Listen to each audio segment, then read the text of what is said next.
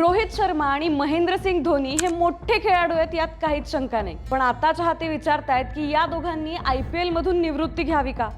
असं का सांगते, पण त्याआधी सकाळच्या इंस्टाग्राम पेजला लगेच फॉलो करा.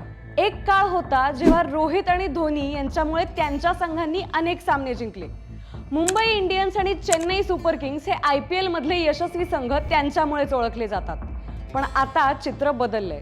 रोहित शर्मा आणि महेंद्रसिंग धोनी यांचं वय झालंय आणि आता त्यांच्या बॅटमधून पूर्वीसारख्या धावा निघत नाहीत. रोहित शर्मा मागील काही सामन्यांमध्ये लवकर आउट झाला. त्याचे पाय आता पूर्वीसारखे हलत नाहीत आणि बॅटिंग करताना सुद्धा त्याला अडचण येताना दिसतेय. दुसरीकडे धोनी, जो एकट्याच्या बळावर अख्खी मॅच जिंकून द्यायचा, तो आता चक्क 7व्या-8व्या क्रमांकावर खेळायला येतोय. मागच्या 5 वर्षांच्या मिळून त्याच्या नावावर साध्या 1000 धावा सुद्धा नाहीत.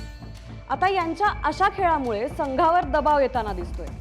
त्यांची कामगिरी, पुढचा प्रवास आणि या IPLचं सविस्तर विश्लेषण तुम्हाला सकाळ प्लसच्या लेखात वाचता येणार आहे. या IPL मधल्या त्यांच्या कामगिरीबद्दल तुम्हाला काय वाटतं हे आम्हाला कमेंट्समध्ये सांगा.